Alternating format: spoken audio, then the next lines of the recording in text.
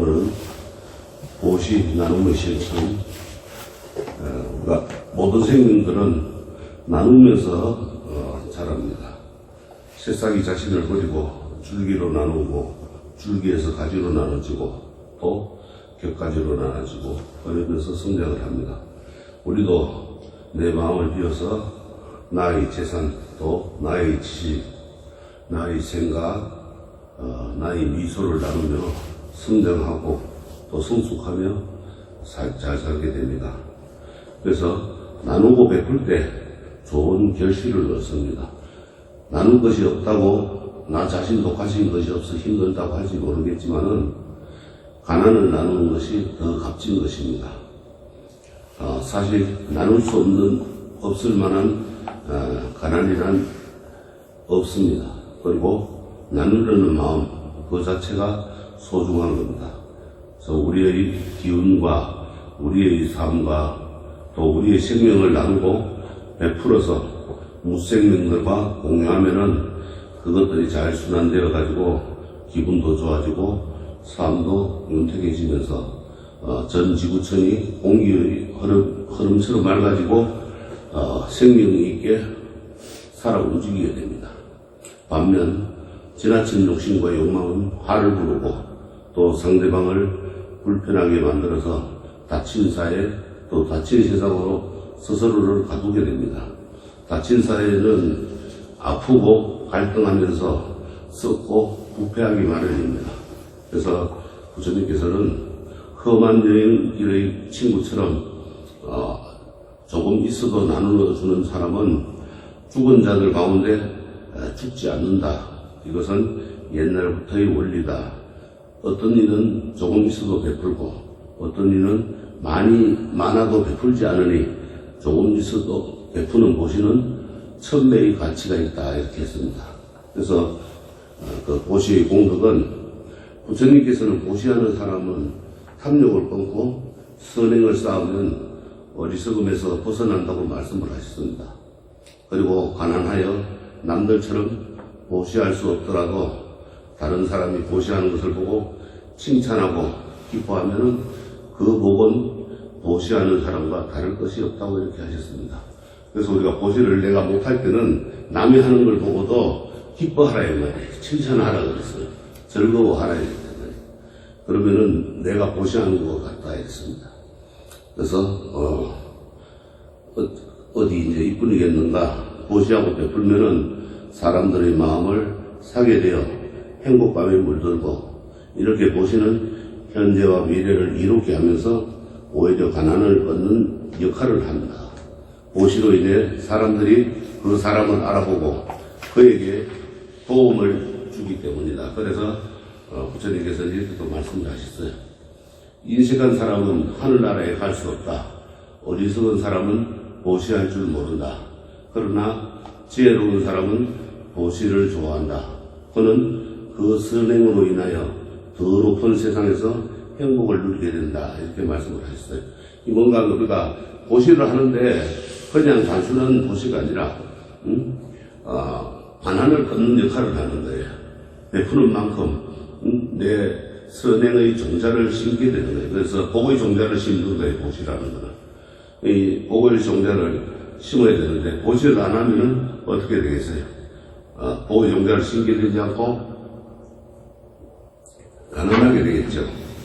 그래서 이제 우리가 복진 타락이라 그래요. 복의 종자가 없어지는 거예요. 왜 우리가 복을 받으려면은 많이 베풀어야 됩니다. 그런데 베푸는 거 인색하죠. 있는 사람이 있어도 더 인색합니다. 그래서 더 높은 세상에 갈 수가 없다고 했어요. 부처님께서는. 하늘나라를 천상이나 아니면은 극락이나 가려면은 많이 베풀어야 됩니다. 만약 보시를 행한다면은 모든 사람들이 공경하고 기뻐하는 마음을 내면서 나중에는 부귀까지 가더니 보시의 공덕이 이와 같다. 이렇게 말씀하셨어요. 그래서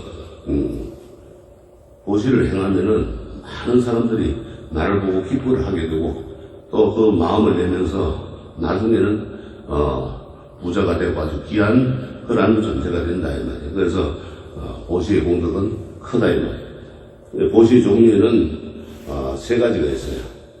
필요한 사람들에게 재물을 베푸는 제시가 있고, 또 공포에 떠는 사람들에게 두려움을 주는 무예시가 있고, 진리에 목마른 자에게 법을 베푸는 법시가 있습니다.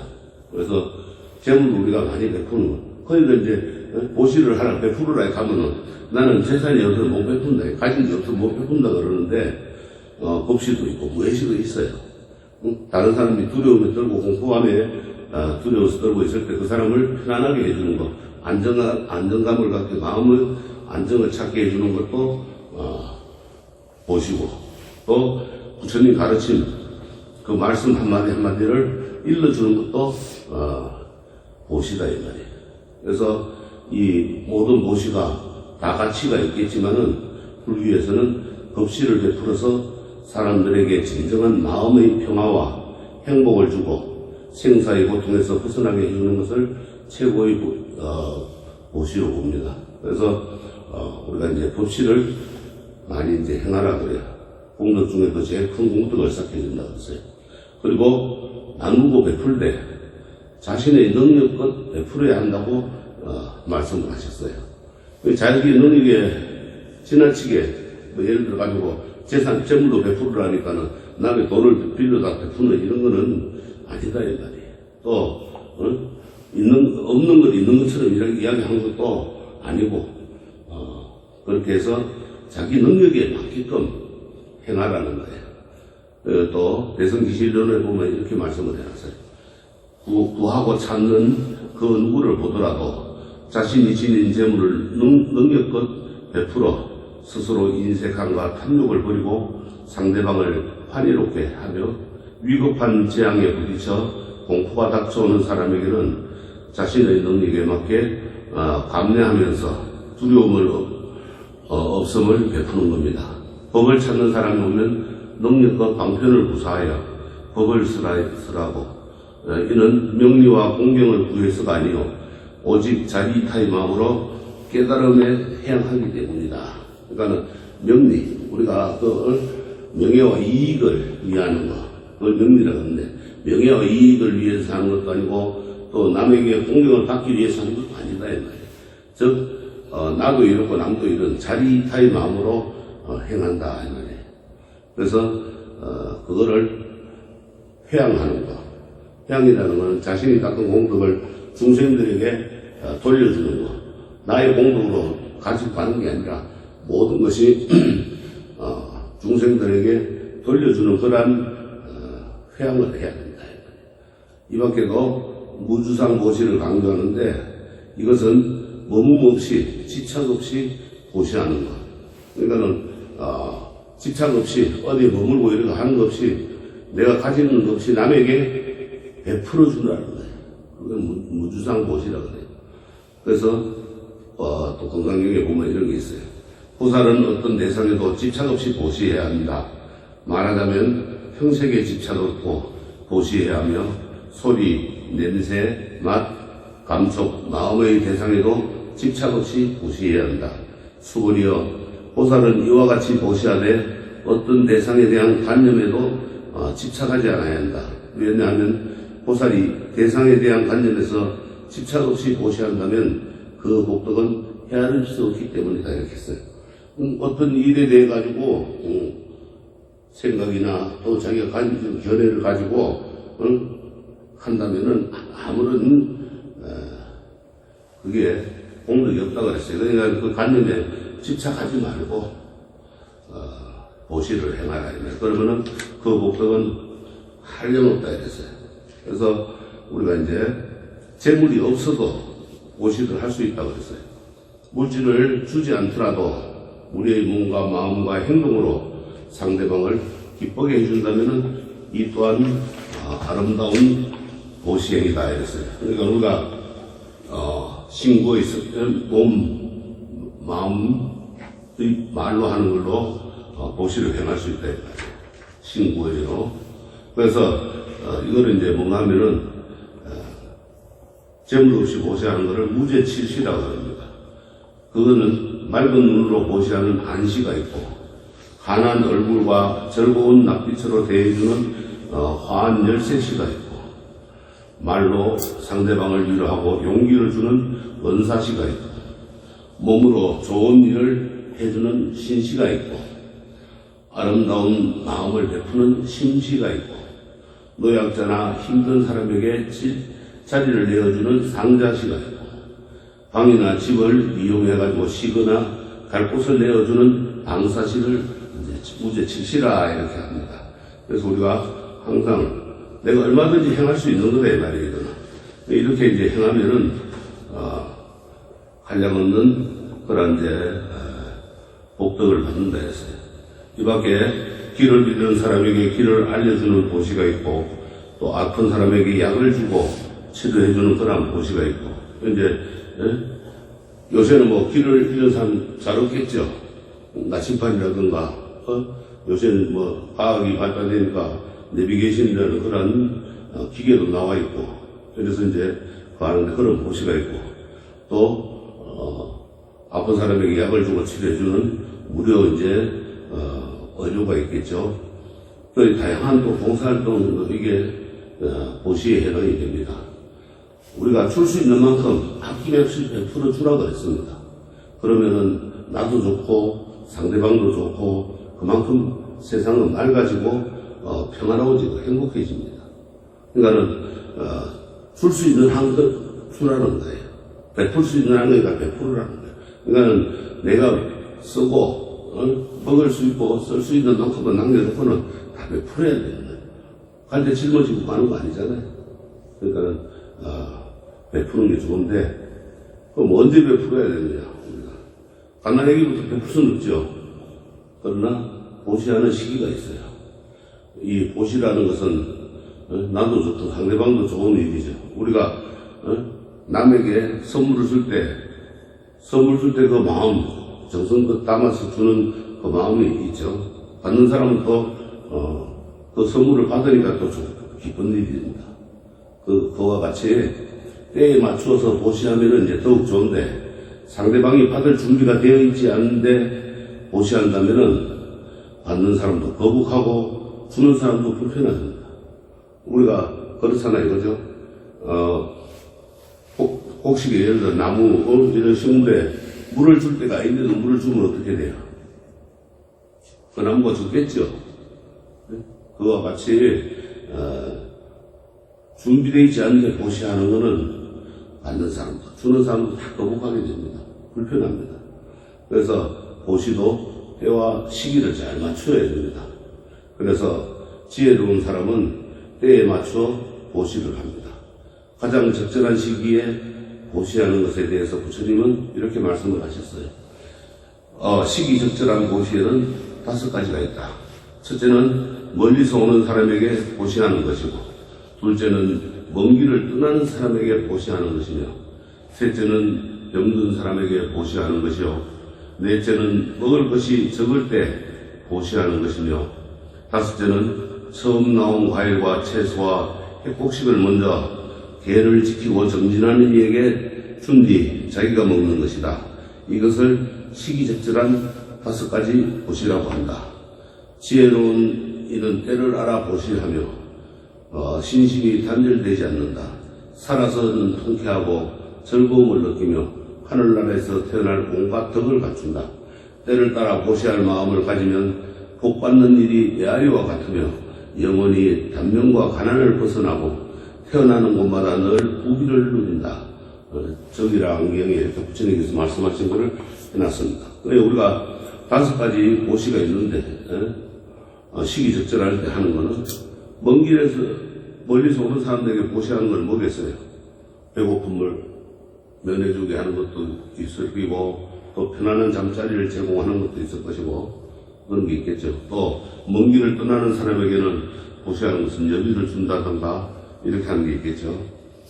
그래서 우리 절에서도 스님들에게 이제 그 여비를 이제 드리는 그런 이제 제도가 있어요. 그래서 스님들이 왔다가 갈 때는 머무르다 갈 때는 그렇게 이제 여비를 보내가지고 드립니다. 그 여비라는 것도 우리가 가까운 거리에 갈 만큼은 여비를 드리면 되는 거예요. 많이 드려도 안 되고 또 많이 받아갔어도 안 되는 거예요. 그것도 빚을 지는 거예요. 또 병든 사람에게는 이제 보시하는 거는 치료해주고 약을 주는 게 그게 이제 보시겠죠. 그 다음에 먹을 것이 적을 때 보시하는 거 나누어 먹는 거예요. 자기 혼자가 다 먹죠. 그래서 우리가 이제 발공양할 때 보면은 음식이 모자랄 때는 앞에서 한 대중들이 이제 공양을 하잖아요. 바로 공양할 때 앞에서 밥 다 들어가고 밖에서 다 들어가면은 뒤에 사람 못 먹잖아요. 그러면 그때는 이제 앞에서부터 또 그거를 한 숟갈씩 들어놔서 공동 분배를 합니다. 그래서 적절하게 이제 다 먹을 수 있게끔 그렇게 합니다. 그리고 많이 남을 때는 또 남으면 변해가지고 버려야 되잖아요. 그럴 때도 그거를 또 나누어서 분배를 해가지고 또 더 들어서 이제 먹습니다.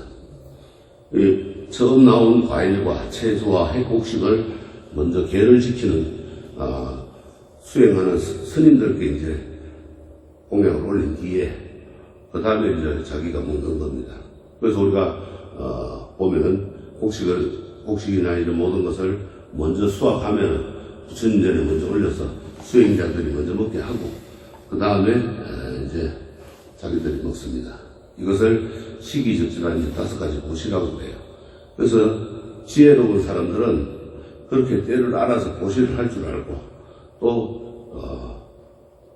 신심이 단절되지 않고 끊이지 않습니다. 그래서 살아에서는 통쾌하고 즐거움을 느끼고 그 보시한 공덕이 크거든요. 그래서 통쾌하고 즐거움을 그 다음에 하늘나라에 태어날 온갖 덕을 갖추게 됩니다. 그러니까는 지금의 세상보다 더 좋은 곳에 가서 이제 이고덕락이라고 그러죠. 좋은 세상에 가서 갑니다. 또 이 때에 따라서 보시하는 마음을 가지면은 복 받는 일이 메아리와 같다고 했어요. 메아리 우리 소리가 크게 들려오죠. 그것처럼 복 받는 일도 복이 뭐 호박이 너물채들을 굴러 들어온다고 복도 그렇게 들어오게 됩니다. 그렇지 않은 사람들은 복진 타락이라고 전생에 복을 다 까먹고 왔기 때문에 복을 안 지어 보시를 안 했기 때문에 복을 짓는 거는 보시를 하는 거예요. 베푸는 거예요. 근데 베풀지 않으면은 그렇게 되는 거예요. 가난뱅이가 되고 없어서 세상 사람들이 힘들어합니다. 근데 부자들은 보시를 많이 했기 때문에 그런데 그 보시한 것을 잊어버리고 이 생에 와가지고도 그냥 그것만 먹고 당장 놀면 어떻게 돼요? 복 다 까먹고 가는 거예요. 다음 생에 또 가난방에 연애에 끊임없이 연애를 하는 거예요. 그래 되면 그래서 우리가 육바라밀이라든가 이런 것도 보면 첫째가 보시 아닙니까? 6가지 지혜를 샘솟게 하려면은 베푸는 게 제일 우선이에요. 베풀지 않으면 안 되는 거예요. 그래서 영원히 단명하고 일찍 죽고 가난한 것을 벗어나게 된다. 그래서 태어나는 곳마다 늘 부귀영화를 누린다 했어요. 우리가 잘 살고 부귀영화를 누리는 사람들은 그렇게 때에 따라서 적절한 시기에 보시를 잘 행했기 때문에 그렇게 부귀영화를 누리는 거예요. 그러면 이제 어떻게 보시를 그렇게 하는데 조건은 어떤 조건이 있느냐? 보통 우리가 일상생활에서 행하는 보시는 내가 보시를 했다는 그런 생각도 없어야 되고 조건에 따라서 베푸는 경우가 많죠. 그런데 뭔가를 주었을 때 내가 너에게 주었다는 그런 생각에 붙잡히거나 또 그에 대한 반응을 바라고 살피면 안 돼요. 내가 선물을 줬을 때 상대방이 웃나 안 웃나 즐겁게 받나 고마워하고 있나 안 있나 이런 것까지 살피면 안 된다 이 말이에요. 베풀 때는 보시를 할 때는 그런 거 없이 생각에도 머물지 말고 내가 준다는 생각도 없애라고 그랬죠. 그런 또 상대방을 찾아가지고 조건에 맞는 사람을 찾아주는 게 아니고 그래서 베풀 때는 무슨성 보시라 때와 장소를 가리지 말고 누구에게나 평등하게 주었다. 그래서 주었다는 생각에 그 생각도 없어져야 되고 또 그에 대한 보시를 행했을 때 그 오는 반응도 바라면 안 된다. 그래서 베푼다는 생각을 한다 하더라도 사회적 약자를 위해 보시하는 행위 자체가 아름다운 건 사실입니다. 그러나 거기에 너무 집착을 해서는 안 돼요. 내가 너한테 베푼다, 너한테 준다 이런 마음으로 해서는 안 된다 이 말이에요. 그래서 베풀 때 내가 누구를 향해 베풀었다는 생각에 머무르지 않는다면 그것은 아주 뛰어난 세상의 도시다 이랬습니다. 그러니까는 우리가 불교에서는 이제 뭐라는가 하면은 주었다는 그 생각도 하지 말라는, 베풀었다는 그 생각도 하지 말라는 거예요. 타종에서는 오른손이 하는 왼손이 모르게 하라고 그러는데 우리는 왼손이 모르게 했다는 그 자체도 잊어버리라는 거예요. 그 생각도 가지면 안 된다는 거예요. 그래서 아주 세상의 공양을 올릴 수 있고 가장 천한 거지에게 보시할 때도 부처님께 공양을 올리는 것처럼 평등한 마음으로 공양을 하라, 보시를 하라 이 말이에요. 그러면은 그게 세상의 보시다 이 말이에요. 그것이 바로 빈틈없이 세지 않는 그러한 복이 되고 부처님께서는 이러한 보시를 출세간접 보시라 해가지고 청정한 보시라 이렇게 했습니다. 그래서 우리가 출세간이라고 하는 것은 이제 흔히들 속계, 우리가 이제 속계를 세간이라 하고 법계를 하늘 대해서 이제 법계라, 부처님 법 안에 있는 걸 법계라 그러는데 흔히들 출세간이라고 하는 것은 우리가 쉽게 말하면 이 수행하는 절지방과 또 바깥 세상을 출세간이라고 해요. 그리고 청정한 보시, 깨끗한 보시다 이렇게 해서 출세간적 보시를 행하는 게. 그래서 무엇을 출세간의 보시 바람이라고 하는가 보면은 이른바 보살 마하살이 보시를 할 때 세 가지 청정합니다 이랬어요. 삼륜이 청정하다고 그랬어요. 세 가지가 청정한 걸. 첫째는 내가 한다는 생각에 집착하지 않고 보시하는 것. 이게 이제 시주라 그래요. 시주자. 그 다음 둘째는 내가 받는 그 사람에게 집착하지 않는 것. 이거는 받는 사람 수자라 그럽니다. 셋째는 보시하는 행위나 그 결과에 집착하지 않고 보시하는 것. 그러니까 그 물건을 내가 누구한테 준다는 거라든가 이런 거를 생각하지 않는 것. 이걸 시물이라 그래요. 그래서 이거를 이제 삼륜, 세 가지 청정을 깨끗한 것, 세 가지 청정함이라 해가지고 삼륜이라 이렇게 합니다. 이것을 보살 마하살의 세 가지 청정한 보시 바람이라 이름한다. 이렇게 대품반향경에 이제 말씀을 해놨어요. 여기에서 보시하는 사람, 또 보시하는 물건, 보시 받는 사람 세 가지가 청정한 걸 일러가지고 이제 삼륜이 청정한다 이랬는데 보시할 때 일어나는 세 가지 조건이 모두 청정해가지고 마치 수레바퀴처럼 맑고 아름답게 돌아간다는 뜻입니다. 왜 우리가 바퀴가 굴러가야 수레가 갈 거 아닙니까? 근데 바퀴가 잘 굴러가야만이 수레가 덜컹거리지 않고 잘 갈 거 아니에요. 그런 것과 같이 청정하게 이제 해야 되잖아. 깨끗해야만이 된다 이 말이에요. 그래서 이런 보시가 나도 그렇고 이웃도 모두가 세상을 밝히는 그런 역할을 하는 겁니다. 그래서 우리가 항상 이 보시를 할 때는 이 세 가지를 명심을 해야 돼요. 시주자, 수자, 시물 이렇게 세 가지를 깨끗한 이제 그 깨끗함을 항상 명심을 하고 그렇게 공양을 올리면서 항상 보시를 행할 때는 내가 보시한다는 마음 자체를 없애야 됩니다. 그거를 가지고 행하면은 안 되는 거예요. 흔히들 보면은 이제 우리가 저게 이제 불살한다 그러면은 나 뭐 했다 하고 떠들고 다니는데 그거는 진정한 보시가 아니에요. 그거는 진정한 시주가 아니라 무엇이든지 내가 했다는 것 자체를 말을 하지 말아야 되고 그 생각도 하지 말아야 되는 거예요. 근데 우리가 안 그렇죠. 내가 뭐 해놓으면 뭐 얼마만큼 했다 하고 자랑하고 다니죠 우리 흔들. 그런 걸 하지 말아야 된다. 그거는 복을 까먹는 일이라. 앞으로 복을 짓고 뒤로 복을 까먹는 일이라. 그러니까는 내가 뭘 했다는 걸 생색내지 말아야 된다. 생색내고 다니면은 그거는 안 하면 못한 거예요. 그래서 항상 우리가 모두가 너와 내가 같은 그러한 몸이라 한 몸이라는 걸 생각을 해야 돼요. 내가 다음 생에는 상대방으로 태어날 수도 있거든요.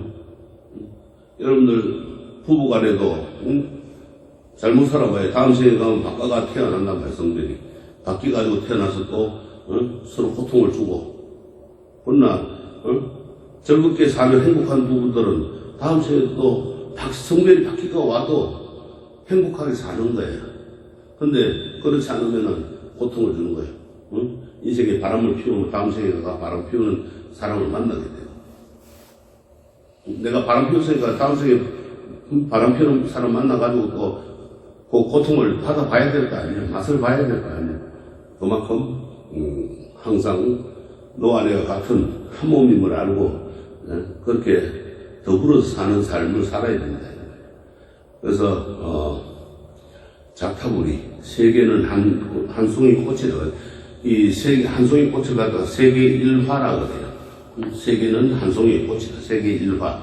우리 모두는 우주를 덮는 커다란 거물처럼 연결되어 있는 한 몸이고 한 생명이다. 그러니까 우주를 덮는 커다란 거물이 뭐라 그랬어요? 인드라망이라고 그랬죠. 그래서 우주의 무생명들은 이 인드라망의 거물처럼 연결되어 있기에 나와 너는 둘이 아니다 하셨습니다. 내 몸에는 너희 몸과 마음, 하늘에 이는 바람, 햇빛 등 모든 것들이 들어와서 서로를 살린다. 이것을 일컬어가지고 이제 자타부지라 이렇게 합니다.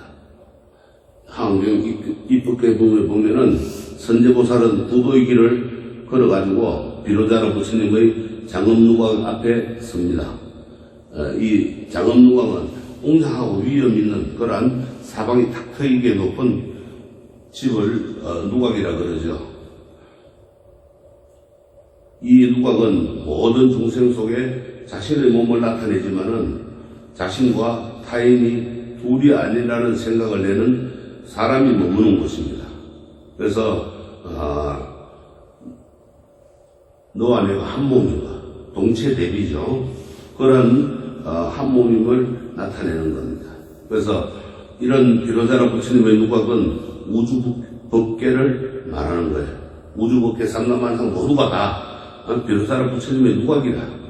그래서 우리가 살아가는 구체적인 삶의 현장입니다.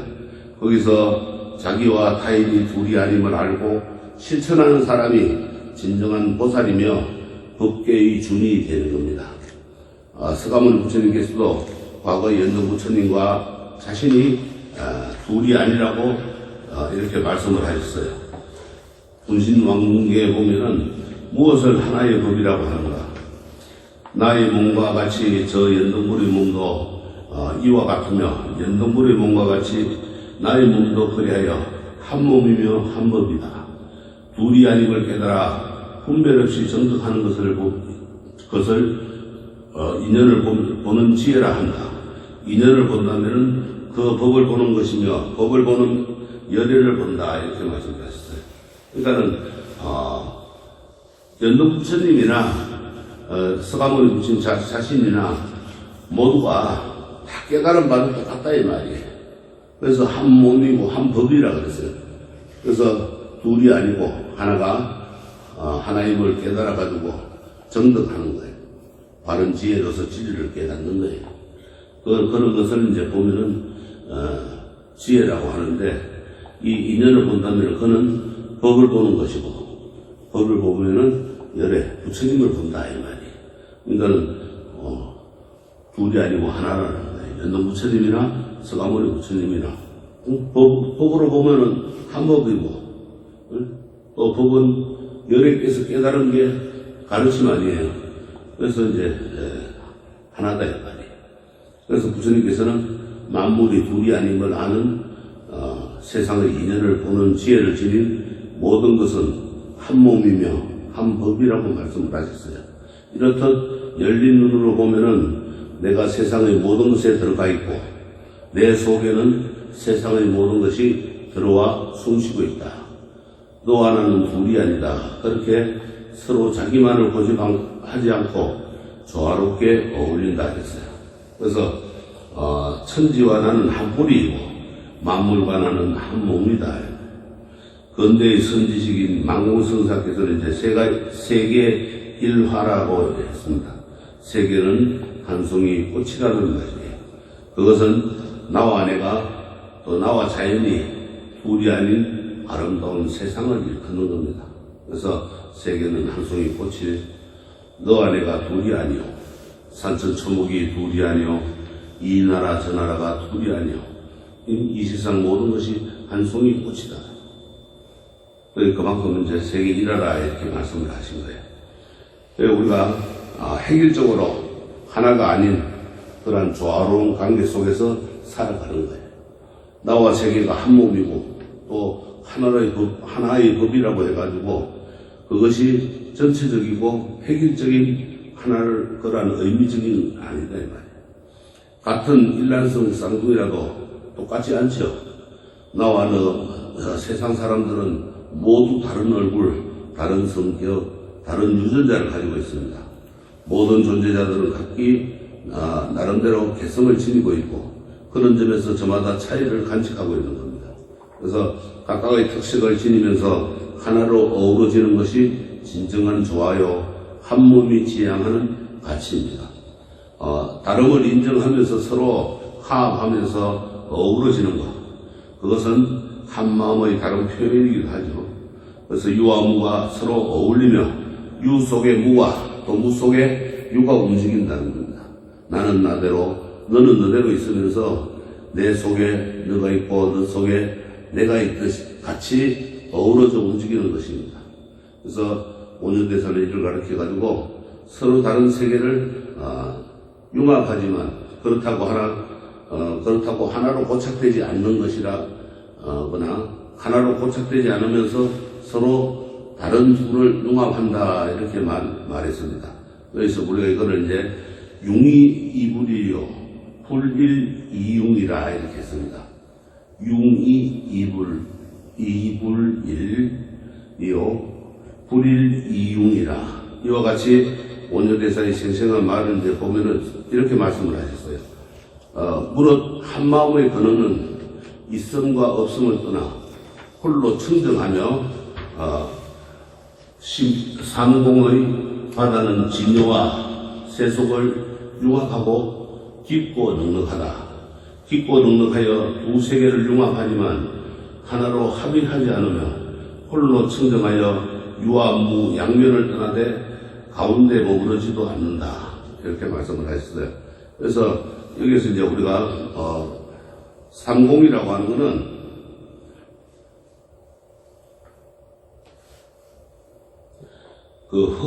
세계의 허공을 빈 그런 세상을 말하는데 그것이 모두 진영과 세속을 융합하고 깊고 넉넉하다. 다 모든 것을 하나로 합해준다 이 말이에요. 그래서 그 세계를 영합하는 것은 모든 것이 합일되지는 않지만 또 홀로 청정해가지고 이 유와 무 그거 모든 것을 양쪽을 떠나가지고 가운데 머무르지도 않는 그러한 것이다 이렇게 했어요. 그래서 한 마음의 근원, 그 한 마음의 샘물 거기서 모든 것이 솟아나와가지고 대지로 흘러 들어갑니다. 모든 것은 마음을 따라 나옵니다. 우리 그렇죠. 물이 옹달샘에 물이 흘러가지고 시냇물이 되고 또 거기에 시냇물 여러 개가 모여가지고 강물이 되고 강물이 또 여러 개 모여가지고 바다가 되죠. 그것처럼 모든 것은 이제 마음의 그 근원에 따라서 그렇게 나오는데 그 일심의 근원에는 유와 무, 존재와 비존재, 선과 악, 미와 추, 진과 속 이런 대립적이지 않고 서로 어우러지는 거예요. 그렇잖아요. 강물이 두 개가 모이는데 너는 낙동강이고 너는 한강이니까 따로따로 가라 하면 안 되잖아요. 따로따로 안 가잖아요. 그죠? 결국은 바다에 가가지고 한 물이 되는 거예요. 그래서 조화롭게 이루어지는 거예요. 그래서 아주 청정한 겁니다.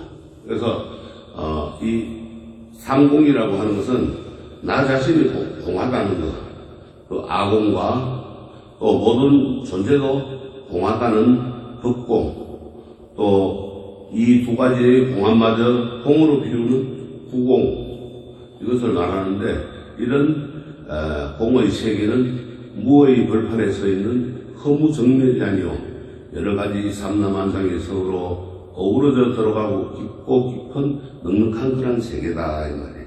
그러니까는 허무정면 살고 죽는 경지에서 허무정면은 살고 죽는 경지에서 벗어나 가지고 삼라만상 우주 사이에 벌어져 있는 온갖 사물과 모든 현상이 서로 어우러져 가지고 아까 인드라망이라고 그랬죠. 그렇게 돌아가고 또 살아가고 있는 깊은 넉넉한 세계다 이 말이에요. 이런 그것은 이제 우리가 뭐라냐 바다라고 했습니다. 이 모든 것을 다 받아들일 만큼 넉넉하면서 서로 섞여 가지고 한맛으로 출렁이게 되므로 이 삼공의 바다라고 했던 겁니다. 우리가 바닷물은 짜잖아요, 그죠? 강물은 싱거운데 그 강물들 다 바다로 들어가면 다 짜지는 거예요. 하나로 된다 이 말이에요. 그래서 유와 무 양변을 떠난다는 것은 유와 무에 집착하지 않는다는 뜻입니다. 사실 유와 무는 나눌 수가 없습니다. 나와 너도 마찬가지입니다. 여러분들과 나 마찬가지예요.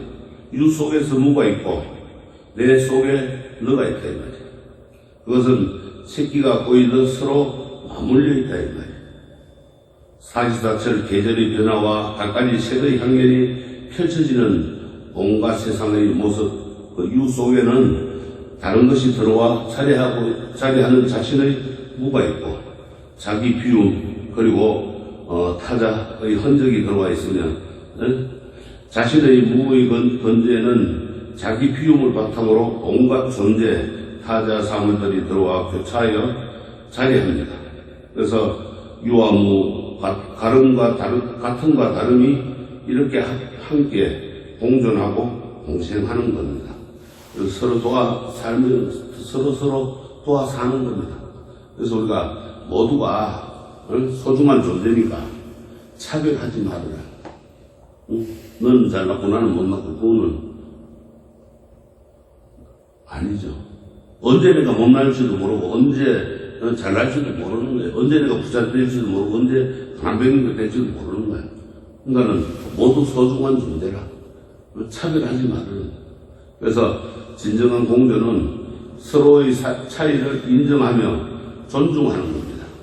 그래서 무생명들 사이에 차별은 없지만 각자가 간직한 능력과 성품에 따른 차이는 있습니다. 하나의 기와집은 서갈에 대들보, 기둥, 흙, 기와 등이 모여가지고 제 역할을 하며 어우러질 때 한 채의 집이 완성되죠. 모두 대들보 역할만 하고 대들보만 존중한다면 어떻게 되겠어요? 집을 완성하기 어렵죠. 대들보, 기둥, 기와 등이 서로 다른 차이를 인정하면서 조화를 이룰 때 멋진 이제 기와집이 이루어지는 거예요. 마찬가지로 모든 사람들은 평등하고 출신에 따른 기천은 본래 따로 없습니다. 냇물이 바다에 들어가면 모두 한맛이 되듯이 천민이든 왕족이든 차별이 없는 겁니다. 그래서 부처님께서는 지역이나 신분이나 피부색, 또 성, 빈부, 학력, 신체 조건에 따른 차별을 인정하지도 않았고 모든 것은 행위에 의해서 결정된다 이렇게 말씀하셨어요. 그래서 우리가 신분, 우리가 그 브라만의 4계급을 다 철폐하고 피부색, 각종 피부색, 인도인도 있었고 아랍인도 있고 각종 중국인도 있고 여러 가지 피부색들이 있죠. 그 피부색이나 성남녀, 또 가난하고 부자, 배우고 못 배운 거, 또 신체 조건, 우리가 이제 보면 맹인도 있고 보건이도 있고 또 혹은 몸이 아픈 사람도 있고 이런 것을 인정하지 않았고 모든 것을 우리가 행위에 내가 행동하는 그 행동에 따라서 결정된다 이렇게 했어요. 그래서 바람은 사제라 하더라도 도둑질하면 그는 도둑놈이라고 불린다고 했습니다. 그래서 모든 존재는 평등하며 그 어떤 사람이든 부처님 성품과 인권을 지닌 소중한 존재다 이렇게 했습니다. 그래서 정의랑경에 보면은 세상에는 4가지 계급이 있지만 내 법 안에는 마치 4개의 강이 바다에 들어가면 한 맛이 되듯이 그것의 이름이 없어지는 것과 같다. 강물이 바다에 들어가면 바닷물에 강물이라 안 하잖아요. 그런 것 같다 이 말이에요. 그래서 이 4가지 계급은 우리가 사제계급 제일 위에 이제 신을 모시는 것 사제계급 브라만이고, 또 전사계급인 크사트리하고, 또 상인계급인 바이사가 있고, 농민계급인 수드라가 있다 이거예요. 그래서 이 4계급이 이제 상대적인 지혜, 근본적인 변화가 없는 겁니다. 그러나 부처님은 이 4계급의 변화는 항상 만들기 나름인 거예요. 그래서 거기에는 모두가 다 똑같다 이 말이에요. 태어날 때 사람 인간으로 태어났지 처음부터 태어날 때부터 너는 평민이고 너는 왕족이고 이렇게는 안 했다 이 말이에요. 그래서 항상 그 전의 이름은 없어진다. 그리고 여인이여 수행자로 불리는 이들은 마음이 평등하여 기하거나 천하거나 사람들에 대해 차별을 두지 않습니다. 그러니까는 우리 수행하는 스님들은 차별을 두면 안 돼요. 누구를 더 우선시하고 누구를 더 뒤로 하고 이러면 안 된다. 왜 그래요? 그렇게 하면 어떻게 돼요? 셈을 내게 되죠. 셈 내게 하면 안 되는 거예요. 셈 내게 하면 거기에 벌써 질투가 생기죠. 질투가 심해지면 어떻게 돼요? 분노가 생기죠. 분노가 생기면 결국은 거기에서 이제 더 큰 상처를 입게 됩니다. 태양은 사방을 두루 비춘다. 그 빛에는 차별이 없듯이 부처님의 법도 그렇다. 그러니까 부처님도 부처님의 법에는 골고루 누구나 다 평등하다 이 말이에요. 세상의 모든 존재들은 각자 나름대로의 가치와 역할을 지니고 있고, 다리가 짧은 오리는 오리대로, 다리가 긴 학은 학대로 나름의 가치를 지닙니다. 서불교에서도 깨달음의 불성에는 남북이 없음을 강조합니다. 여기서 남북은 이제 중국의 남북조 시대 송화각을 중심으로 인해가지고 북쪽을 북선이라고 그러고 이제 남쪽을 남선이라고 하는데, 이 선종의 실질적 창시자인 육조해능대사는 남방 오랑캐 출신의 일자무식 나무꾼이었고, 그가 출가의 뜻을 밝히고 행자가 되어가지고 공인대사의 문화로 찾아왔습니다. 대사가 묻습니다. 그대는 어디서 왔는가? 영남에서 왔습니다. 영남은 이제 중국 남부의 오령, 지금의 난닝산맥의 남쪽 지방을 이제 영남이라고 합니다. 무엇을 구하는가? 부처가 되고자 왔습니다. 그대는 영남 사람이요 또한 오랑캐인데 어떻게 부처가 될 수 있겠느냐? 사람은 남북이 있지만 불성이 어찌 남북이 있겠습니까? 육조 단계가 그렇게 했어요. 그러니까 이 육조 해능대사는 남쪽에서 왔어도 벌써 깨달은 선지식이었어요. 서문답 하는 거 보면은. 그러니까는 와가지고 매일 그냥 방아 찍는 말방아만 돌리는 그러한 모습이었다가 하루아침에 그냥 깨달음을 얻어가지고 육조 홍인대사의 법을 이어가지고 육조 이제 5조 홍인대사의 법을 이어가지고 육조 해능대사가 된 거예요. 그만큼 우리가 이제 성공 공덕을 쌓고 다급생리에 수행을 해왔기 때문에 그것이 하루아침에 깨우침이 오는 거지. 우리같이 법부가 하루아침에 깨우침을 얻는다는 건 힘들어요. 그렇잖아요, 그죠? 요새 뭐 흔히들 하기 좋은 말로 깨달았다 하는데 그 깨달았다 하는 게 그게 얼마만큼 뭘 깨달았는지 우리가 한번 살펴볼 일입니다.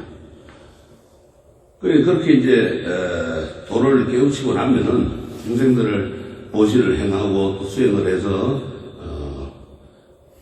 깨닫고 나면은 화합하고 공경하는 삶을 살아야 됩니다.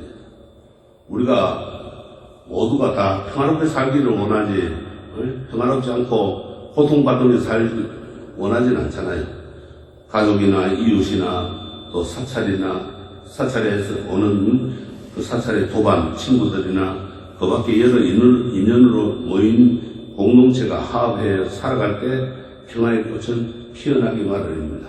우리가 가족도 화합하지 않으면 어떻게 돼요? 불행하면 가정이 깨지죠. 그 다음 이웃도 마찬가지예요. 이웃하고도 친하지 못하면은 싸움이 일어나게 되고, 또 사찰에 이제 와서도 도반들하고 친하지 않고 도반들 같이 이제 안 좋으면 어떻게 됩니까? 갈라서면 그것도 안 되죠. 그래서 모든 화합이 깨지는 그런 일을 해서는 안 된다. 그래서 부처님께서는 이 공동체 생활을 아주 중요하게 여겼고, 무엇보다도 공동체의 화합을 우선시했습니다. 그래서 화합하며 살아가는 그 아름다운 수행 공동체, 평화의 공동체가 바로 상가라 그랬습니다. 상가. 상가는 이제 이 절을 갖다가 이제 상가라 그래요. 그래서 공동체로 피어난 부처님의 모습이기도 합니다. 이 상가가. 그래서 틱나한 스님, 베트남의 스님이죠. 틱나한 스님은 미래의 부처님은 공동체의 형태로 온다 이렇게 말씀을 하셨어요.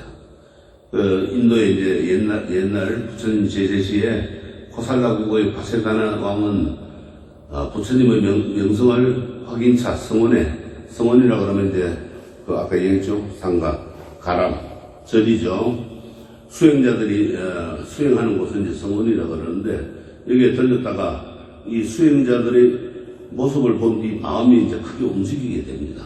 그러니까는 부처님을 명성을 이제 보기 위해 올 때는 좀 뭐라 그럴까요? 좀 가소로운 마음을 갖고 왔겠죠. 와가지고 보니까 수행자들이 수행하는 걸 보고는 내가 잘못 생각하고 왔구나 하고 이제 마음이 크게 움직입니다. 저는 이곳에서 이제 수행하는 수행자들의 미소 띤 모습에서 정중하면서도 진실한 행복을 보았고, 긴장을 풀지 않으면서도 차분하여 걸식으로 먹고 사는데도 들판의 사슴처럼 부드럽다 이렇게 이제 칭송을 합니다. 그래서 아름다운 공동체는 서로 음식과 경험과 마음을 깊이 나누기에 마치 한 사람처럼 지낸다. 부처님께서는 깨달음을 얻으시고 10년이 지났을 무렵 호산비 비구들 간에 분쟁이 일어납니다. 이들은 뒷물을 처리하는 문제로 서로 다투었습니다. 화장실 갔다 오고 나서 뒷물 처리하는 걸로 이제 다투었어요. 부처님께서 중재를 해도 그들은 서로 자기 고집을 피우면서 말을 듣지 않았어요. 그래서 부처님께서는 그들을 떠나가지고 어느 숲속 성원에서 수행하는 세 비구와 만났습니다. 그들의 이름은 이제 아니로따, 난리아, 킴빌라였습니다. 비구들이여, 그대들이 잘 지내고 편안하며 탁발하기 어렵지 않기를 바란다. 난리아가 말했습니다. 스승이시여, 청정한 법들과 사는 것은 참으로 유익합니다. 저희는 몸은 여럿이지만 마음은 하나라고 생각합니다. 저희는 서로 화합하고 서로 감사하며 다투지 않고 우유와 물처럼 조화롭게 서로 사랑스러운 눈빛으로 대하며 지내고 있습니다. 아니누따가 덧붙였습니다.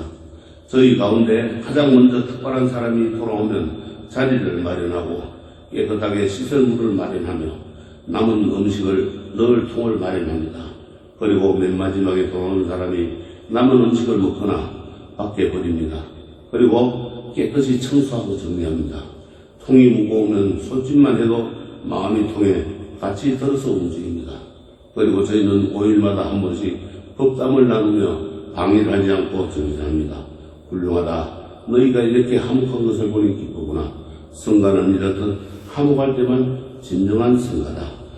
이렇게 이야기했어요. 그만큼 스스로가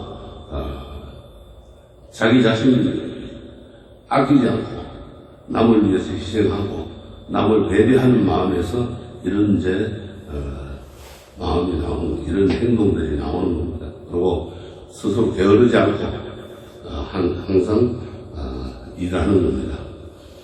그래서 부처님께서는 이제 성가 공동체가 서로 화합하는 그런 원칙을 이제 정합니다. 그것을 이제 육화경이라고 그러는데 6가지로 화합해가지고 서로 공경하라는 그런 의미인데, 육화경은 스님들이 화합하여 모여 사는 성가 공동체뿐만 아니라 보살 공동체, 정법으로 살아가는 사람들의 공동체 모두에 해당한다. 그러니까는 수행하는 스님들뿐만 아니고 신도들이나 또 부처님 법을 믿으면서 살아가는 그러한 사람들의 단체에 모두 해당하는 거다 이 말이에요. 그래서 비록 제가자라 할지라도 육화경을 닦으면 출가자와 다름없다고 우바세계경에는 말할 정도입니다. 이 육화경이 가족 공동체뿐만 아니라 지역이나 마을, 직장, 도반 공동체 모두를 살리는 상호 존중과 화합의 권리입니다.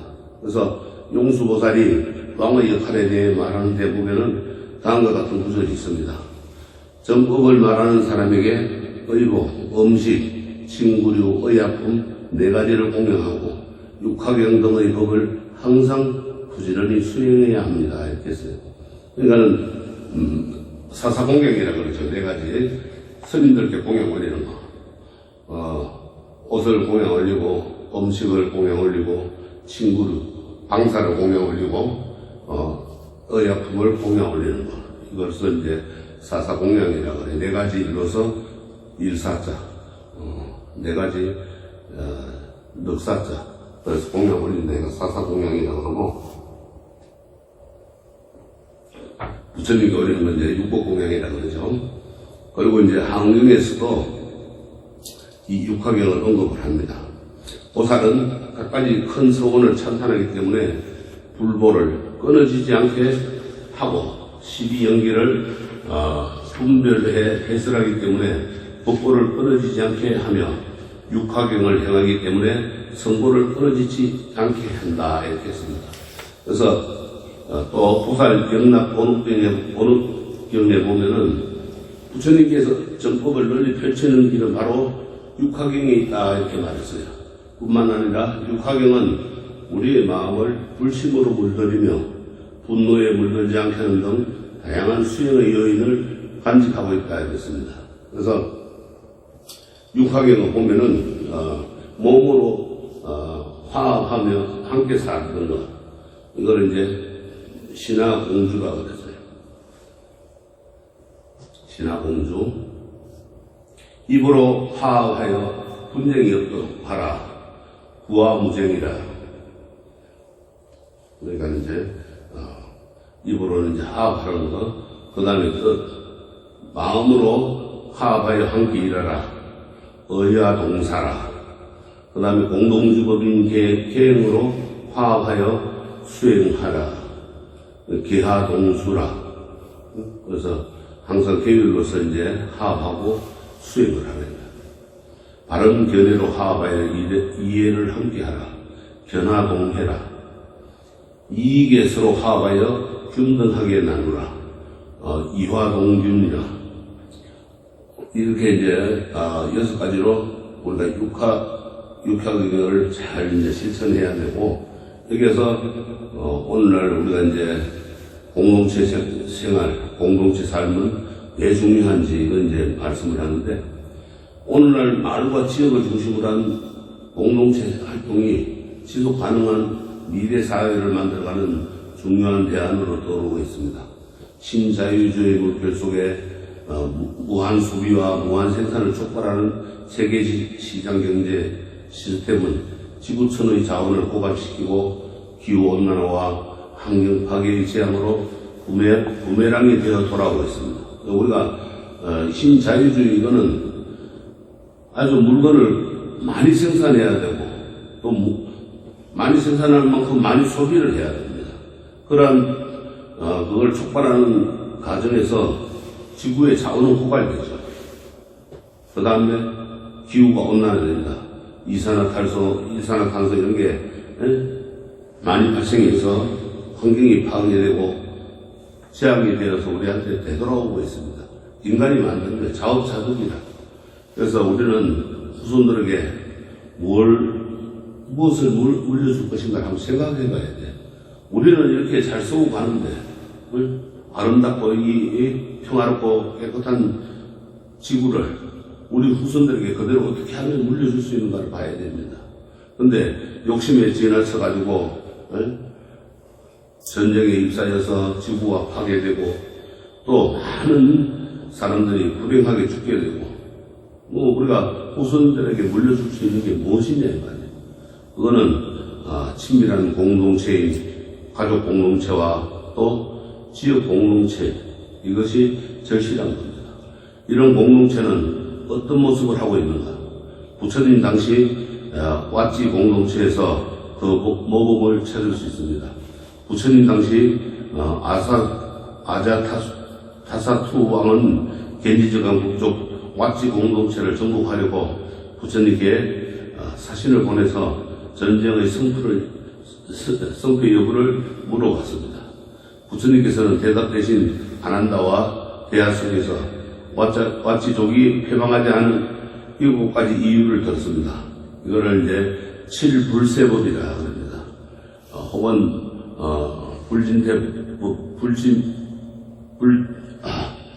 불진법이라 이렇게 하는데 그 내용이 이제 뭔가 하면은 우리가 자주 모여서 이야기하면은 어떻게 돼요? 화합하게 되겠죠. 그 다음에 윗사람과 아랫사람이 서로 존중하고 화목하게 돼요. 서로 공경하고 존중해줘야 되는 거예요. 근데 그렇게 안 하면 그 분열이 일어나겠죠, 내부에서. 내부의 분열이라가 스스로 망하게 된다, 이 말이에요. 제정된 규약과 법을 잘 받들고, 깨떨어지지 않아야 된다. 규범을 잘 지켜야 되는 거예요. 또, 부모에게 효도하고, 우더른과 스승을 공경해야 됩니다. 그래서 우리가 이런 것은 이제 잘 해야 됩니다. 또, 남녀가 고유의 업무를 잘 수행하면서, 여인들을 보호해야 한다. 그래서 이제, 6번째는 마을의 성스러운 곳을 공경하고 예배하며 조상을 숭배한다. 7번째는 도와 덕을 숭상하고 훌륭한 수행자가 찾아오면 잘 섬긴다. 이렇게 이야기했어요. 이 7가지를 들으면서 부처님께서는 내가 이런 칠불세법을 왓지 사람들에게 가르쳤으므로 왓지 공동체가 이 법을 잘 지키면 쇠퇴하지 않고 번성할 거고, 그렇게 말씀하시자 신하는 다음과 같이 대답을 합니다. 고타마시여, 쇠퇴하지 않는 7가지 가르침 가운데 하나만 갖추어도 왓지 공동체는 번영할 뿐 쇠퇴하지 않을 것이옵니다. 하물며 7가지 모두를 지킨다고 하는데 뭐 말하겠습니까? 무엇 하겠습니까? 이래서 이 7가지 불세법은 앞서 육학연과 더불어 가지고 오늘날 공동체의 운영 원리로 손색이 없는 겁니다. 우리가 옛날 우리나라도 그런 공동체 많죠. 두레라든가 이런 게 있죠. 또 걸레 와가지고는 새마을 운동이라든가 이런 공동체 규범들이 있죠. 그래서 마을과 지역과 또 직장 또 소규모 공동체 이런 운영 원리를 적용해가지고 모여서 회의를 하고 법과 질서를 지키고 약자들을 보호한다면 그런 공동체는 오래오래 번영할 것이다 했습니다. 여러 사람들이 모여가지고 함께 일을 도모하다 보면은 견해 차이로 갈등이 일어나는 경우가 많이 있습니다. 갈등이 깊어지면 서로 대립하게 되고 싸우게 되며 심한 경우 공동체가 와해됩니다. 따라서 갈등이 생기면 서로 한 자리에 모여 서로의 마음을 솔직하게 내놓습니다. 그 자리에서 서로의 이야기를 있는 그대로 또 들어줘야 됩니다. 그리고 그 대화의 자리에 상대방의 이야기에 대한 평가는 건물이고 가르치거나 훈계적으로 말을 해서는 안 되고, 그렇게 각자가 자기 이야기를 하다 보면 자신의 잘못도 스스로 서놓기 마련입니다. 아무리 좋은 뜻도 공동체와 연결되지 않으면 변화는 일어나지 않고 받아들여지지도 않습니다. 그래서 행복하고 성공적인 인생의 자신의 노력도 중요하지만 스승이나 도반이나 친구 등 공동체 구성원의 도움이 필요하다. 가족, 직장, 마을, 그 밖에 소모임, 공동체를 아름답게 가꾸어 가는 길, 그것은 보살의 아름다운 삶이자 공동체로 살아가는 부처님의 모습이기도 합니다. 그래서 부처님은 항상 화합하라고 되는데, 화합하지 않으면 그거는 성단이 아니다 했습니다.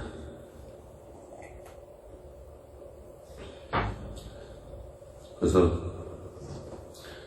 그렇게 이제 모든 것을 공동체로 살아가면 불국토를 건설을 해야 돼요. 우리가 사는 세상을 부처님 세상으로 만드는 걸 불국토라 그러는데, 제가 보살로서, 제가 불자로서 경전 속에 등장하는 그러한 유명한 인물이 유마거사입니다. 이 유마거사는 뭐라고 그랬는가 하면은, 청정무구라 그래요. 유마라는 뜻은. 청정무구는 허물이나 번뇌의 더러움에서 벗어나가지고 깨끗한 것, 그거를 청정무구라 그럽니다. 그는 처자를 거느리고 수행자로서 보살의 삶을 모범적으로 보여주었고, 공의 도리를 이 삶의 현장에서 구체적인 목소리로 들려줍니다. 그를 가르쳐가지고 이렇게 말을 합니다. 비록 백의를 입었을지라도 사문의 청정한 유행을 받들어 가지며 가정을 가지고 있으나 삼계에 집착하지 않고 처자가 있을지라도 항상 범행을 닦고 집안 식구들을 거느리고 있으나 항상 세상을 멀리 떠나 있기를 좋아한다. 도박을 하는 곳, 노름판 같은 곳에 가게 되더라도 그 사람들을 올바른 길로 인도하고 여러 가지 다른 종교의 가르침을 듣는다 해도 올바른 믿음을 깨뜨리지 않으며 세속의 법전에 밝다고 하지만 항상 불법을 좋아하며 모든 사람들로부터 존경을 받들고 공양을 받는 대상 중 어뜸이다 이랬어요. 이 유마거사가 그러니까 백의 제가자들이 입는 옷은 이제 하얀 옷이라 해요. 인도에 백의를 입고 있더라도 하얀 옷을 입고 있더라도 사문 출반 수행자들과 같이 청정한 율행을 지키고 계를 지키고 받들어 가지며 가정을 가지고 있는데 삼계에 집착하지 않고, 삼계는 이제 욕계, 색계, 무색계 이걸 말하는데 중생들이 사는 세계를 말하죠. 그 중생들이 사는 세계에 집착하지 않고 처자가 있을지라도 항상 범행하고 더러움이 없죠. 깨끗한 행동을 하고 집안 식구들을 거느리고 있으나 항상 그 집안에 머물지 않고 세상을 멀리 떠나 있기를 좋아하는, 수행자의 있기를 좋아하는 거예요. 도박을 하는 곳이나 노름판 같은 곳에 가게 되더라도 그 사람들을 올바른 길로 이제 인도하고 그것을 못하게 하고 여러 가지 다른 종교의 가르침을 듣는다 해도 그 법을 믿지 않고 믿음을 부처님 믿는 마음을 깨뜨리지 않고 또 세속의 법전에는 밝다고 하지만 항상 부처님 법을 좋아하고 모든 사람들로부터 존경을 받고 공양을 받는 대상 중에 어떻습니다 이랬습니다. 그러니까는 제가 불자로서는 이 유마거사만한 사람이 없다 이거예요. 아주 어떤 보살들보다도 수행자들보다도 어떻습니다 그랬어요. 이런 유마거사가 중생 구제를 위한 방편으로 이제 병이 들었습니다. 그래서 국왕을 비롯해가지고 많은 사람들이 그 유마거사를 문병을 했습니다. 부처님께서는 10대 제자는 물론 여러 보살들에게 유마거사 병문안을 권했지만은 모두들 사양하고 문수보살만이 이 유마거사 문병을 놨습니다. 문수보살이 유마거사의 방으로 들어서자 방은 텅 비어 있고 다만 이제 침상만 하나 덜렁 남아 있습니다. 문수보살은 유마거사에게 어떻게 해서 병을 앓게 되었으며 어떻게 하면 나을 수 있는지 묻자 유마거사가 이렇게 말씀을 하십니다. 무명 때문에 애착이 생겨 병이 났습니다. 모든 중생이 아픔으로 저도 병을 앓고 있습니다. 만약 모든 중생의 병이 사라지면 제 병도 사라질 것입니다. 보살은 중생을 위하여 생사의 길에 들었습니다. 생사가 있으므로 병이 있습니다. 만약 중생이 병을 여의면 보살의 병도 사라질 겁니다. 그러니까 모든 사람들이 아프니까 왜 탐진지 삼독에 빠져가지고 살아가니까 내 마음도 아프다. 어떻게 하면 저 중생들 다 건질까 하는 생각에 아프다 이 말이에요. 그래서 탐진지 삼독에 빠져있는 중생들이 거기에서 벗어나면은 내 병도 나을 것입니다 이거예요. 그러니까 얼마나 큰 원을 세우는 거예요. 자식이나 사랑하는 사람이 아프면은 나도 아프다. 그렇죠 여러분들. 그런 사람이 아프면 하루 종일 아니 며칠을 병원에서 같이 지내며 눈물을 흘리고 기도를 합니다. 왜? 사랑하기 때문에 기도를 합니다. 그를 사랑하고 또 나와 둘이 아니기에 그렇습니다. 보살이 병이 드는 이유는 중생들을 아들과 같이 연인과 같이 사랑하는 까닭입니다. 그래서 유마거사는 내가 병에 걸려 아픈 이유는 중생을 향한 보살의 자비심 때문이다 이렇게 말씀하신 거예요. 사실 병든 자만이 병든 이의 진정한 아픔을 공감하고 그와 함께 할 수 있는 겁니다. 우리가 그런 말 있죠. 아파봐야 그 사람의 심정을 알 수 있다고. 아픈 자만이 그 아픈 이의 심정을 알고 그를 치유하기 위해서 예를 씁니다. 그래서 아파하는 사람에게는 똑같이 아픈 사람으로 다가가야 병이 낫는 겁니다. 정신적 고통과 신체의 고통에 시달리는 사람에게 다가가 그 사람과 하나 되어서 그 사람의 말을 들어주고 손을 잡아주며 함께 눈물을 흘려보는 겁니다. 그러면 병은 기적처럼 나을 것이고 보살은 자비의 기적을 일으키는 사람이 되는 겁니다. 우리가 눈높이에 맞춰서 하라는 거예요. 어른이라고 애들하고 이야기할 때 아래로 쳐다보지 말고 아들의 키에 맞춰서 허리를 굽혀가지고 같이 눈을 보면서 이야기를 하라 이러는 거예요. 그래서 우리가 이제 마음이 깨끗해지면은 우리가 사는 이 세계도 맑고 깨끗해지는 겁니다. 그래서 보살은 내 가정과 이 사회를 아름답게 꾸는 사람이다. 그리고 불자의 사명은 이 땅에 불국토를 건설하는 일입니다. 신라시대에는 우리 땅이 모두 불국토라는 그런 인식이 있었습니다. 그래서 경주, 그때 서라벌이죠. 그 경주에 서라벌에 한 집권 하나의 절이 있을 정도로 그만큼 불교가 강했습니다. 그러니까 불국토라고 할 수밖에 없죠. 불구사를 비롯해가지고 향기 거룩한 사찰과 가문사지 탑과 같은 늠름한 탑들이 곳곳에 자리 잡았습니다. 또 원효대사를 비롯한 덕 높은 고승들이 시대를 이끌었고 많은 불자들의 불심이 달아올랐습니다. 진정한 불국토 건설은 모든 사람들의 마음이 맑고 깨끗해져서 세상이 청정해지는 겁니다. 청정한 세상은 다툼이 없는 평화로운 세상이고 사람들의 지혜가 밝아져서 맑은 행복 누리는 그러한 세상입니다. 그래서 이와 관련한 부처님 말씀을 보면 유마경에 이런 말씀이 있습니다.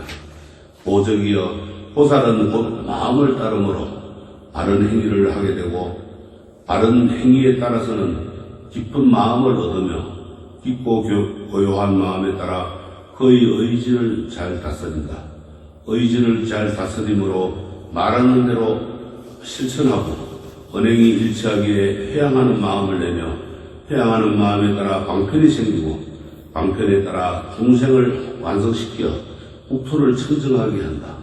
국토를 청정하게 함으로 청정한 법을 쓰라고 청정한 법을 쓰라니 지혜가 청정해진다. 지혜가 청정하니 마음이 청정하고 마음이 청정하니 일체 공덕이 청정하다. 그러므로 보조가 보살이 청정한 국토를 얻으려거든 먼저 마음을 청정하게 해야 된다. 마음이 청정하면 국토가 청정한다. 그래서 이제 우리가 심청정이라고 그러죠. 마음 청정. 그래서 심청정, 마음이 깨끗해져야 돼. 그래야만이 국토도 깨끗하다. 그래서 우리가 이렇게 내 마음이 청정하면 중생들이 완성되고 중생이 완성되는 것은 중생에서 벗어나는 거죠. 중생이 완성되면 또 국토가 깨끗해지고 청정해지는 겁니다. 이런 청정한 마음은 곧 마음인 직심, 또 깊은 마음인 심심, 모든 공덕을 세상에 회양하는 회양심, 이렇게 이제 연결이 되는데, 직심이란 바른 마음이고 또 계산하고 분별하는 마음이 아니며 평등한 마음. 그래서 바른 마음을 직심이라고 그러고, 심심이라고 그러면은 중생을 사랑하는 깊은 마음, 이거를 이제 심심이라고 그래요. 깊을 심자. 그래서 모든 것을 포용하는 바다와 같다 해서 심심이라고 그래요. 그래서 대해라고 그러죠. 깊고 넓은 바다. 그게 우리 부처님 마음이라.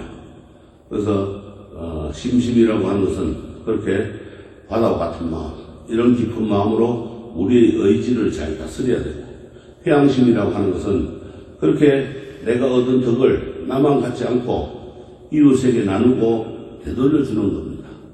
그것은 또한 중생의 마음을 따뜻하게 해줌으로써 거기서 갖가지 지혜 방편이 나와가지고 중생을 완성시킵니다. 그러니까 지혜 방편, 지혜가 생기면은 중생들을 구제하는 여러 가지 방법을 쓰는 거예요. 그래서 중생이 완성되면은 그 국토는 청정한 불국토가 됩니다. 그래서 묘마경에서는 이런 직심과 심심을 비롯한 도리심, 평등심 등이 도량이라고 말합니다. 절만이 도량이 아니라 이런 보살들의 마음이 작용하는 그것이 바로 도량이라는 겁니다. 그런 세계가 이제 불국토가 되겠죠. 그래서 우리가 도량이라고 하는 것은 흔히들 이제 절이라고 하는데, 절이 꼭 어느 한 그런 지역에만 있는 것이 아니고 우리 마음에 도량이 다 있는 거예요. 저 사람 도량이 넓다, 도량이 깊다 이런 말 하죠. 다 그런 뜻입니다. 그래서 흙탕물에 물들지 않는 그런 연꽃처럼 보살은 생사에도 머물지 않고 열반에도 머물지 않습니다. 그래서 이거는 이제 처염상정이라 이렇게 합니다. 보살은 이 몸과 생사를 버리고 열반만을 추구하지는 않습니다. 그러니까 대성불교에서는 열반만 추구하지 않아요. 깨달음만 추구하지 않습니다. 그래서 이 몸과 생사의 세계 속에서 열반을 실현하는 것이 이제 보살의 삶인데, 그때 그는 때묻은 행위를 하지 않지만 청정한 행위만 집착하지도 않는다. 그러니까 깨끗한 것도 하지만 또 때묻은 것도 원치 않는다. 그래서 때묻은 행위를 하지 않고 또 청정한 행위도 하는 겁니다. 거기에 너무 집착하지는 않는다. 깨끗한 것만. 물이 너무 맑으면은 어떻게 돼요? 고기가 살지 않는 겁니다. 보살은 마치 진흙탕에 뿌리를 내리면서도 그 더러움에 물들지 않는 연꽃처럼 살아가는 겁니다. 이것은 이제 천연상경이라고 하는데, 열반과 해탈은 번뇌 속에서 피어나는 꽃이라. 번뇌가 있어야만이 열반도 있고 해탈이 있는 거예요. 우리가 뭔가 시련이 있어야만이 기도하라고 그러죠. 뭔가 원하는 간절한 마음이 있어야 기도하죠. 그냥 하락하면 아이고 내 편안한데 뭐 내가 뭐 그럴까, 기도해서 뭐 하고 앉아. 그런 사람도 있다는 거예요. 그래서 번뇌 속에서 그런 기도하는 마음도 생기고 공부하는 마음도 생깁니다.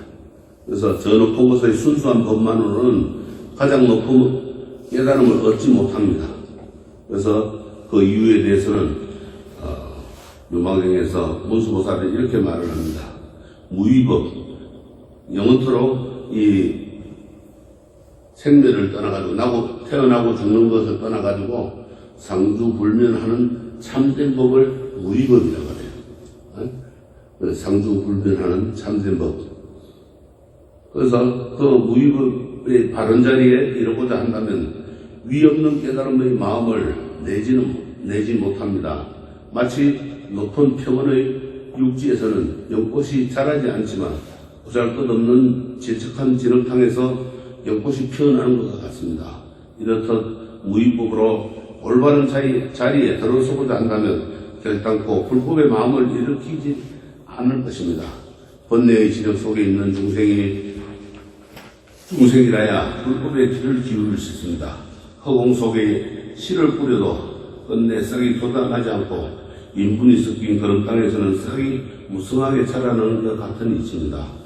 그래서 이 무소사를 이렇게 이야기합니다. 번뇌가 열애의 종자입니다. 번뇌가 없으면 그 부처님 되려고 하는 마음이 없다 이 말이에요.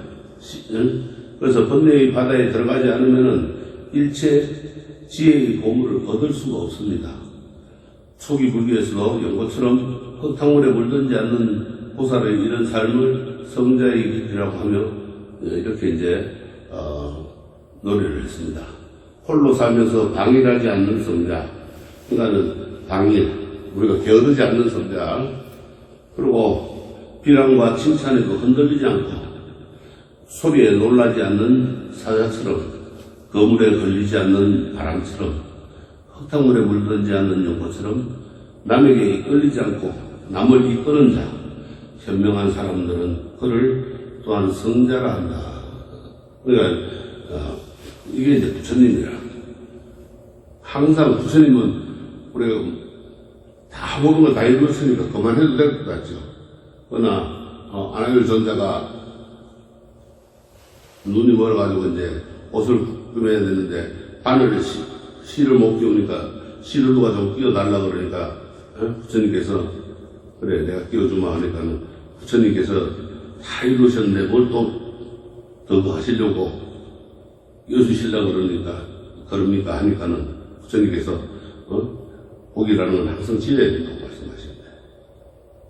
그만큼 우리가 이제 비난과 칭찬에도 흔들리지 않고 또 소리에 놀라지 않고 사자는 소리에도 안 놀란다 이 말이에요. 그 다음에 거물에도 걸리지 바람은 거물에 안 걸리잖아요. 또 흙탕물에 물들지 않는 연꽃처럼 그렇게 남에게 걸리지 않고 남을 이끌어가는 그런 사람, 그 사람들은 이 성자라고 한다 이 말이에요.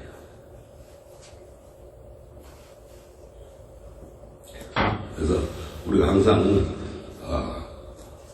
모든 것을 베풀어야 되고 베풀면서 부처님의 종자 씨앗을 뿌려야 됩니다. 베푸는 것은 그게 부처님의 종자 씨앗을 뿌리는 거예요. 베풀지 않은 보시를 행하지 않으면 절대 모든 것이 다 오질 않아요.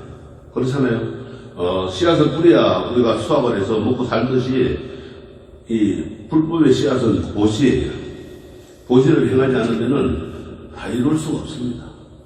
그러니까 기도를 할 때도 우리가 보시를 하고 기도를 하면은 그만큼 이루어지는 게 빨라.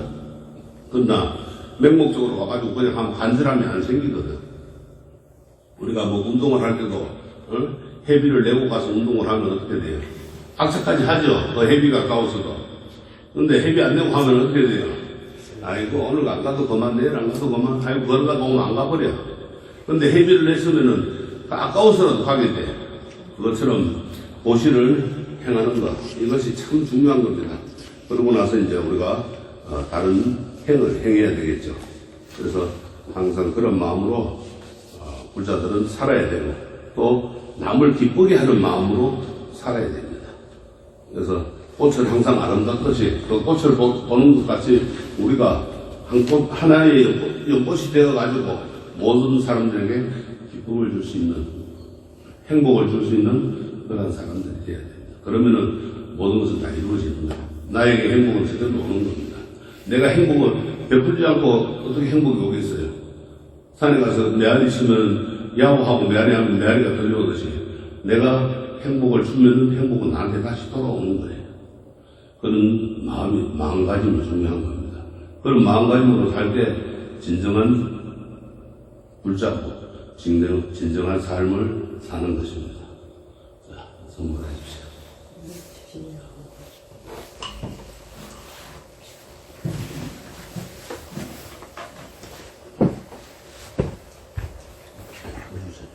꺼주세요.